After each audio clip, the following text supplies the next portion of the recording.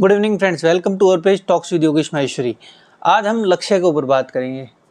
आपका और मेरा पड़ोसी लक्ष्य नहीं, लक्ष्य पावरटेक लिमिटेड कंपनी के बारे में। यह एक एसएमई आईपीओ है जो कल 16 अक्टूबर को आने वाला है। और कैसा है आईपीओ, चलो जानते हैं। लक्ष्य पावरटेक लिमिटेड, इस कंपनी की अगर शुरुआत देखें तो 2012 में हुई थी और यह एक ईपीसी कॉन्ट्रैक्टिंग कंपनी है। अब ईपीसी, काफ़ी लोग पूछेंगे ईपीसी है क्या, ईपीसी का क्या मतलब है, चलो बताते हैं। ईपीसी का मतलब होता है, ई का मतलब होता है इंजीनियरिंग, मतलब प्रोजेक्ट को बनाने के लिए जो भी डिज़ाइन वगैरह काम होता है वो ई में काउंट हो जाता है। और पी का मतलब होता है प्रोक्योरमेंट्स। प्रोक्योरमेंट्स मतलब लाइक मटेरियल या टूल्स है, कुछ भी चीज़ें सामग्री वगैरह चाहिए होती है, वो सारी चीज़ें पी में काउंट हो जाती है प्रोक्योरमेंट्स में। और सी का मतलब होता है कंस्ट्रक्शन। अब कंस्ट्रक्शन वाली कंपनी नहीं, कंस्ट्रक्शन का मतलब होता है कि प्रोजेक्ट को पूरा काम करने तक का सफ़र हुआ कंस्ट्रक्शन में आता है, तो इसे ईपीसी कहते हैं। तो ये ईपीसी कॉन्ट्रैक्टिंग कंपनी है, ये खुद ही डिज़ाइन बनाती है, सामग्री लाती है और उनको कंप्लीट करके पूरा करके देती है, मतलब A to Z पूरा काम ये करती है। और कंपनी की अगर बात की जाए तो कंपनी मेनली पावर जनरेशन और ऑयल एंड गैस बिजनेस में अपनी सेवाएं देती है। और अगर इश्यू की बात करें तो इश्यू ओपन हो रहा है 16 अक्टूबर को और क्लोज होगा 18 अक्टूबर को। और इसका अलॉटमेंट आएगा 21 अक्टूबर को और इसकी लिस्टिंग होगी 23 अक्टूबर को। और प्राइस बैंड की अगर बात की जाए तो 171 से लेकर 180 के बीच का प्राइस बैंड है।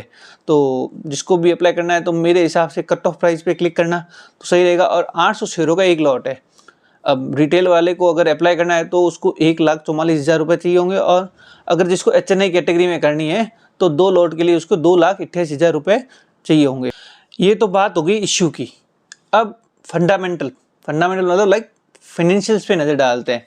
तो फाइनेंशियल्स अगर देखा जाए तो 2022 में इसका रेवेन्यू था 34 करोड़, जो कि 2023 में बढ़ के हो गया 53 करोड़ और 2024 में बढ़ के हो गया 149 करोड़। मतलब अगर ईयर ऑन ईयर बेसिस अगर ग्रोथ देखी जाए 23 और 24 से तो 181% की ग्रोथ हुई है।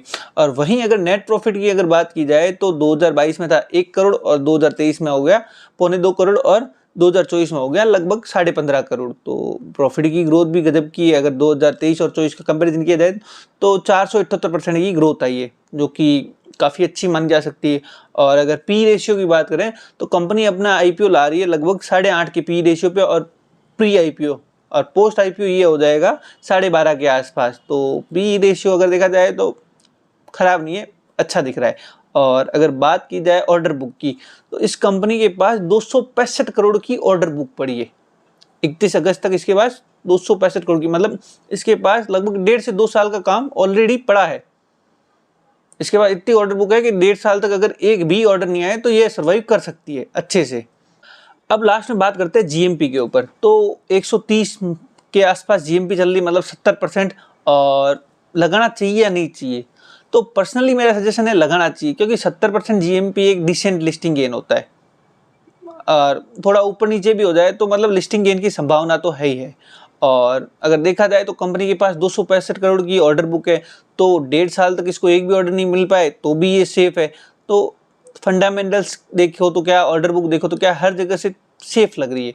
और पावर जनरेशन में and oil and gas business में तो सेफ्टी वहाँ भी आती है, क्योंकि ऑयल एंड गैस और पावर जनरेशन का फ्यूचर अच्छा दिख रहा है। अब ये आपके ऊपर है कि आपको अप्लाई करना है या नहीं। और thank you friends for watching us, and please like, subscribe and comment.